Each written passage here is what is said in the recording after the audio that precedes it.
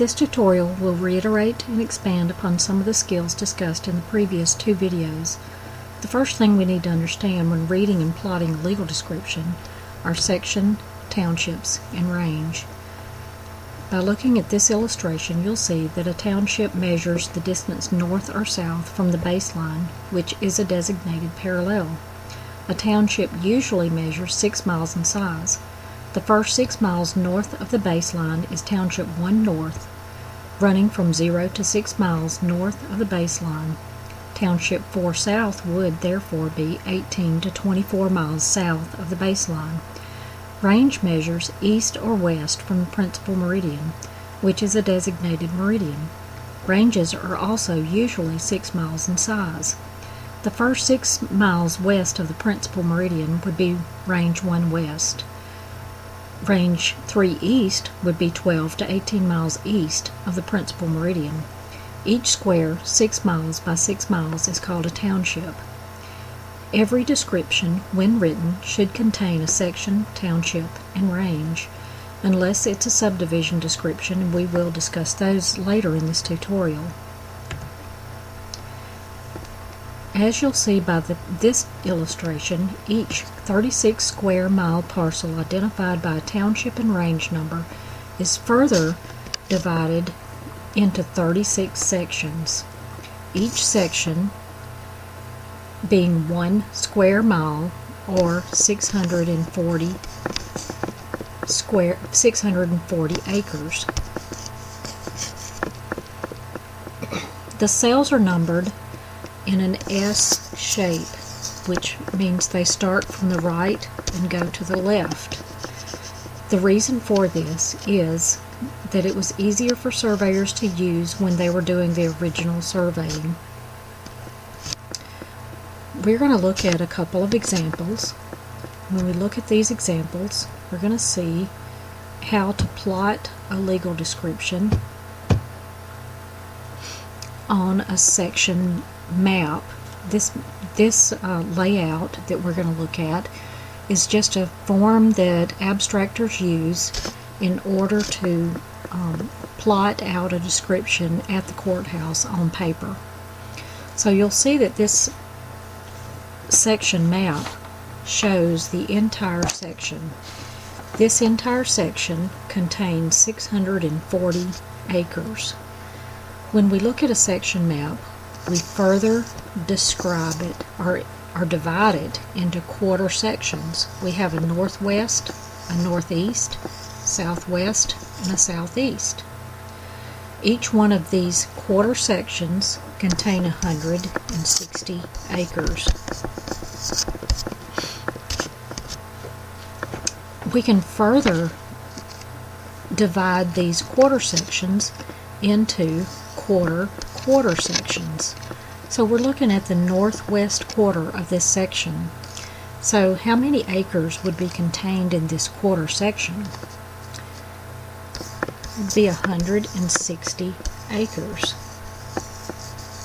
Each one of these quarter sections contains 160 acres, and they can easily be described as the northwest quarter of section, say for example 1, Township 2 South, Range 11 West, and then of course insert the county name.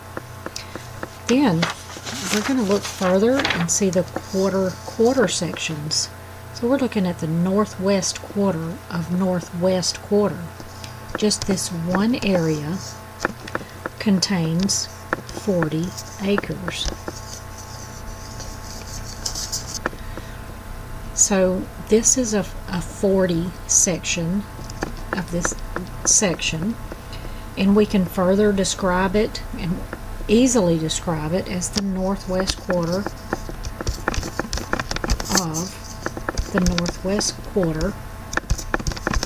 of section, say for example 1, Township 2 South, Range 11 West. And that's a perfectly legal description. As you'll see by our illustration, we can further divide it into 10-acre sections all the way down to 4 or even a 1-acre section. depending on your legal description in the parcel of land. Now, before we get started plotting our legal description, I want to point out one thing. The distance from this point to this point is 1,320 feet. So, a 40-acre tract is normally described as 1,320 by 1,320. So therefore, half of this would be 660, and half of that would be 330. So now we're ready to look at our legal description that we want to plot. And in order to plot our legal description, I'm going to pull this legal description up onto our screen. And our legal description says, begin at the northwest corner of southwest of northwest of section 24, township 2 south, range 12 west. So we're looking at section 24, township 2 south, range 12 west. When we read a legal description, we always start from the big 40 quarter, the big quarter section. So we're going to look at the northwest quarter. And then it says begin at the northwest corner of southwest of northwest. So we're looking at southwest of northwest. We're going to start at the northwest corner of southwest of northwest. And then the next call that we see on our legal description says run east 330 feet. So we're going to just run east 330 feet, then south 330 feet, then west to a point located on the 40 line, then north along and with the 40 line, a distance of 330 feet back to the point of beginning. So we have a 330-foot square parcel of land. If you were asked to compute the acreage of that piece of property, all you would do is multiply the height times the width, which is 330, times 330, and then divide that by 43,560. Why 43,560? Because that's the number of square feet in an acre. So when we divide that by 43,560, we get 2.5 acres. And occasionally you will be asked to compute acreage if a bank or an attorney wants to know how many acres are in the parcel of property that you're looking at. Now, the next thing we need to look at is an irregularly shaped piece of property. And when we look at those,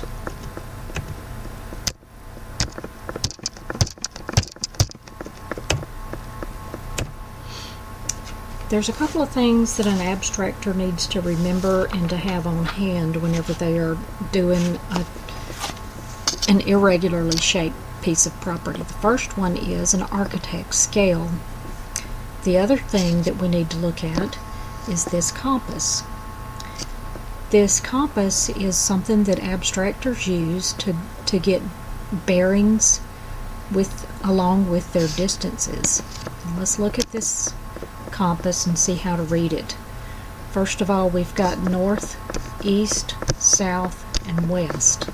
So if we have a call in our legal description that says something to the effect of north 30 degrees east, first of all we would find north 30 degrees and then east we would find 30, and so our angle would be at the 30-degree mark.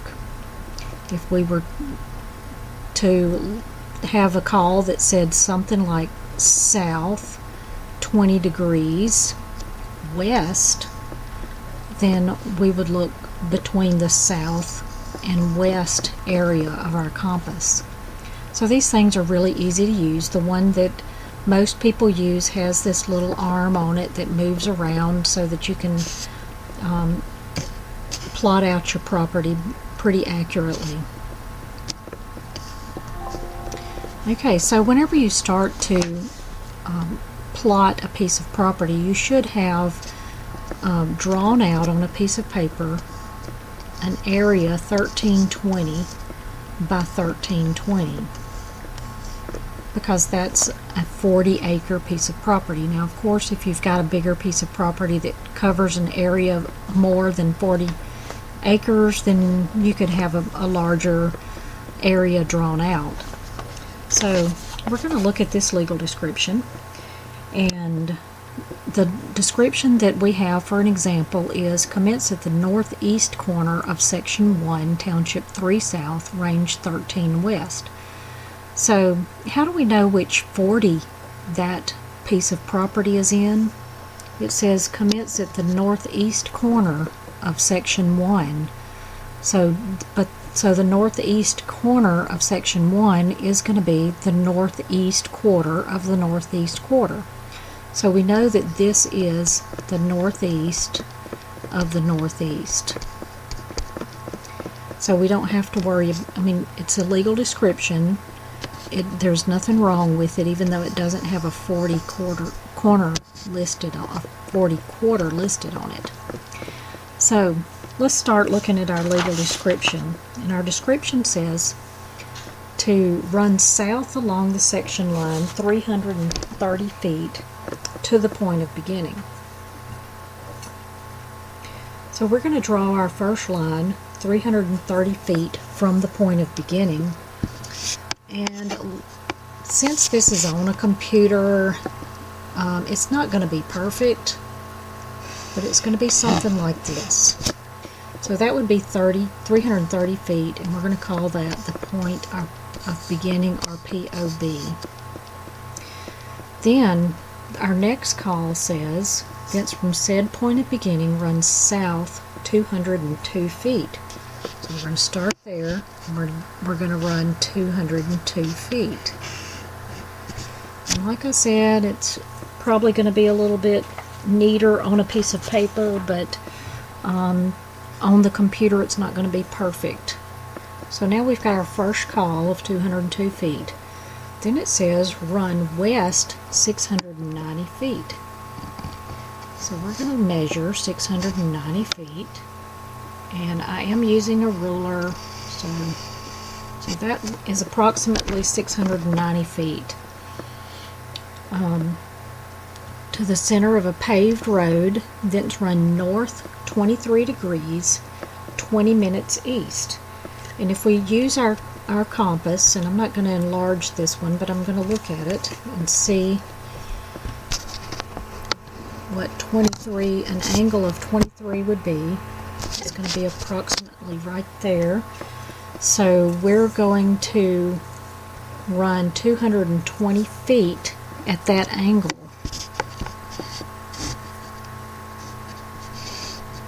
And it's going to be something like that. Of course, it'll be joined. And then the next call is going to be run east 603.7 feet to the point of beginning. So I'm going to look at my scale, and yes, it is 603 feet back to the point of beginning. So that's our piece of property. That's how we lay it out, and that's just a quick way at the courthouse so that you can look and see what your piece of property looks like. You could also add other pieces of property to that so that you can see if the two pieces of property overlap. Now, I'm going to give you a cheat. This cheat is called Track Plotter. This Track Plotter is something that you can find online, and there are a lot of deed plotters out there online. This one just happens to be free, and I'm going to show you. I've already plotted this piece of property out just to save a little bit of time, but if you'll look at this description of the Track Plotter, it says that it is a very simple track plotter for free use from any computer with a web browser. Works with straight lines only, so you wouldn't be able to draw any curves or cul-de-sacs or anything like that on it. The calls must be made in the example form given below, and it can only be in degrees, minutes, and seconds. It says that only degrees are required. Each call must be on its own line. Closure will appear as a red line if your track isn't plotting correctly, and it tells you where to click. So that one that we just drew on the screen is the one that I drew on this deed plotter. And you'll notice that you can't have a point of commencement, you just have to have the point of beginning. And I've got all of our calls on there, the calls that we had on our description that we did just a few minutes ago. So we had south 202 feet, and then we went west 690.5 feet, and then that angle north 23 degrees 20 minutes east, and then 603 back to the point of beginning. And then once it draws it, you're going to see that it looks exactly like that one that we drew on the screen just a few minutes ago, and it shows the calls. It's just a really simple way for you to be able to plot your descriptions at home, or if you take a computer with you to the courthouse, and you'll be able to look and see what the description looks like right then and there. So we have looked at 40 descriptions, large descriptions of 160 to 640 acre pieces of property. We've looked at just a simple square, 330 by 330, and then we looked at our irregularly shaped piece of property, and then we looked at our track plotter. The next thing we're going to look at is our subdivision descriptions, which we're not even going to look at an illustration of a subdivision. I'm just going to tell you that a subdivision description simply states the lot and the block and the name of the subdivision and the county. An example of a subdivision description would be Lot 1, Block 2, original bond as per map or plat thereof on file in the office of the Chancery Clerk of Stone County, Mississippi. The reason we have to say the thing about the map or plat thereof is because there is a map and a plat on file in the Chancery Clerk's office in the county in which you do your research. And they have those available for you to look at, and all you have to do is pull the book or the slides. Usually they're in a cabinet with slides, and you'll see the layout of the subdivision. That'll give you the distances, that'll give you the total square footage of the lot, and if it's acres, it'll give you acres. So that's just an easy way for you to already have a plat drawn out for your subdivision. It'll give you an idea of where the roads are located, etc. Now that's going to conclude our tutorial for reading legal descriptions, and I hope that you've learned something by looking at the videos and by this tutorial, and I hope that you'll be able to use it in your deed plotting. Make sure that you go through the next section of our website where you take the little quiz at the end, and I hope you've learned something. If you have any questions, please ask. Thank you. So the next thing